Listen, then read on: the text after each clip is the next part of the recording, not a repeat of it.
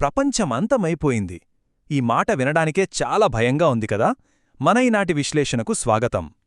ఒకసారి మ్యాజిన్ చేసుకోండి, మొత్తం బూడిదతో కప్పబడిపోయి పూర్తిగా నాశనమైన ఈ భూమి.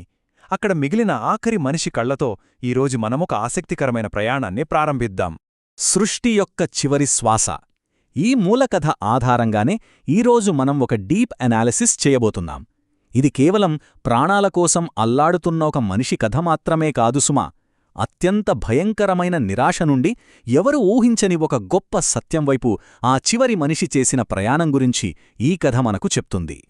మొదటి భాగం, భూమిపై చివరి మనిషి, ఒక నిరాశాజనక ప్రయాణం. అసలు ఆ సర్వనాశనమైన ప్రపంచంలో పరిస్థితి ఎలా ఉందో చూద్దాం. ఎవరైనా ఉన్నారా? శిథిలాల మధ్య నిలబడి ఆ మనిషి చేస్తున్న ఆర్తనాదమిది. ముఖమంతా దుమ్ము, కన్నీళ్లు. తన చుట్టూ ఉన్నదంతా భయంకరమైన నిశ్శబ్దం. మానవ నాగరికతకు మిగిలిన అస్థిపంజరాలు మాత్రమే అక్కడ కనిపిస్తున్నాయి. అయినా సరే, ఎక్కడైనా ఒక్క ప్రాణి అయినా కనిపించదా అన్న ఆశతో పిచ్చివాడిలా వెతుకుతున్నాడు. కాని నెమ్మదిగా అతనికి ఒక భయంకరమైన నిజం అర్థమవుతోంది. అదే సంపూర్ణ వినాశనం. అవును, ఈ భూమ్మీద ఊపిరి పీలుస్తున్న ఆఖరి మనిషి తానే అని తెలుసుకున్నప్పుడు ఒక్కసారి ఆలోచించండి. ఆ వణుకు, చుట్టూ ఉన్న ఆ శూన్యం అతన్ని ఎలా ఉక్కిరిబిక్కిరి చేస్తాయో కదా. రెండవ భాగం, పతనానికి కారణాలు, మానవజాతి చేసిన పాపాలు. ఒంటరితనంతో అలా కుమిలిపోతున్న అతనికి గతం గుర్తొస్తోంది. అసలీ ప్రళయానికి కారణం ఎవరు? మనమే, మానవజాతే. మూలకథలో ఉన్న కాలక్రమాన్ని మనం గమనిస్తే మొదట మనుషుల్లో స్వార్థం, అత్యాశ మొదలయ్యాయి. ఆ తరువాత అది రాజకీయ అవినీతిగా మారి యుద్ధ మాఫియాకు దారితీసింది. ఫైనల్గా దేశాల మధ్య జరిగిన ఆధిపత్య పోరు కాస్త అణువాయుధ ప్రళయంగా మారి ఈ భూమిని మొత్తం దహించివేసింది. ఈ నైతిక పతనం ఎంత దూరం వెళ్ళిందంటే, పవిత్ర దేవాలయాలను ధ్వంసం చేయడం దగ్గర్నుంచి కేవలం డబ్బు కోసం సొంత దేశాన్నే అమ్మేయడం, తీవ్రమైన ఆకలి చావులు, ఇలా చెప్పుకుంటూ పోతే ఎన్నో. ఈ పరిణామాలన్నీ కలిసి ఒక పచ్చని భూమిని కాస్త నిశ్శబ్ద శ్మశానంగా మార్చేశాయి. ఆ పాపాలను తలచుకుంటూ ఆ చివరి మనిషి పశ్చాత్తాపంతో కుంగిపోతున్నాడు. ఇక్కడ మనం ముఖ్యంగా గమనించాల్సిన విషయం ఒకటుంది.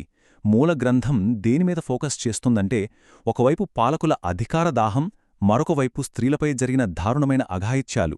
సమాజం ఎప్పుడైతే క్రూరంగా మారి మహిళలను బలిచేయడం మొదలుపెట్టిందో, ఎగ్జాక్ట్గా అప్పుడే మానవజాతి నైతిక పతనం పరాకాష్ఠకు చేరుకుందని కథ చాలా స్పష్టంగా చెబుతోంది. ఇక మూడవ భాగం, శిథిలమైన ఆలయం, బూడిదలో కనిపించిన ఒక వెలుగు. ఆ ఒంటరితనం భరించలేక ఇక ప్రాణాలు తీసుకుందామనుకున్న ఆ మనిషికి అకస్మాత్తుగా ఒక ప్రాచీన దేవాలయం కనిపిస్తుంది. కూలిపోతున్న గోపురాలు, చీకటి కమ్మిన కారిడారులు, వాటి గుండా అతను నెమ్మదిగా లోపలికి నడుస్తున్నాడు. ఎందుకంటే ఆ గర్భాలయం చివరి నుండి వస్తున్న ఒక అంతుచిక్కని సన్నటి బంగారు రంగు వెలుగు అతని ఏదో అయస్కాంతంలా తన వైపుకు లాగుతోంది. ఆ వెలుగు దగ్గరకు వెళ్లగానే అతనికి కనిపించిన ఆ దివ్య రూపమే అర్ధనారీశ్వరతత్వం. సృష్టిలో స్త్రీ మరియు పురుష శక్తుల సంపూర్ణ ఏకత్వాన్ని, వాళ్ళిద్దరి మధ్య ఉన్న సమానత్వాన్ని సూచించే అద్భుతమైన రూపమది. ఆ విగ్రహాన్ని చూడగానే అతనిలోని ఆవేదనంతా కరిగిపోయి అక్కడే మోకరిల్లి పూర్తిగా శరణు కోరాడు. నాలుగవ భాగం, పరమసత్యం, ప్రకృతి మరియు పురుషుడు. అసలు ఆ విగ్రహం నుండి వస్తున్న ఆ సందేశం ఏమిటి? జాగ్రత్తగా వినండి. ఒకవైపు పురుషుడు అంటే ప్రాణానికి ఆధారమైన ఒక విత్తనం అనుకుందాం. మరొకవైపు ప్రకృతి అంటే ఆ విత్తనానికి రూపమిచ్చే తల్లి లేదా స్త్రీ. ఈ రెండు శక్తులు హార్మనీలో ఉంటేనే, కలిస్తేనే సృష్టిచక్రం తిరుగుతుంది. ఈ రెండింటిలో ఏ ఒక్కటి లోపించినా జీవం అక్కడే ఆగిపోతుంది. సమాజంలో స్త్రీలనెప్పుడైతే హింసించడం మొదలుపెట్టారో అక్కడి నుంచే జనాభా పతనం మొదలైంది అని ఆ కథ వివరిస్తోంది. ఇప్పుడు స్త్రీలు లేరు, దాంతో సృష్టి పూర్తిగా ఆగిపోయింది. ఈ విషయాలన్నీ అతనికి మైండ్లో ఒక ఫ్లాష్ బ్యాక్ లాగా మెదిలాయి. దానివల్లే ఇప్పుడు ఆఖరి మనిషిగా మిగిలిన తన ఒంటరి మనుగడ కూడా ఎలాంటి అర్థం లేకుండా పోయింది అని అతనికి స్పష్టంగా తెలిసివచ్చింది. అంటే ప్రాణాలతో ఉండటం ఇక పూర్తిగా వ్యర్థం. అవును, ఈ భూమిమీద కనీసం ఒక్క స్త్రీ ఉన్నా సృష్టి మళ్లీ మొదలయ్యేదేమో.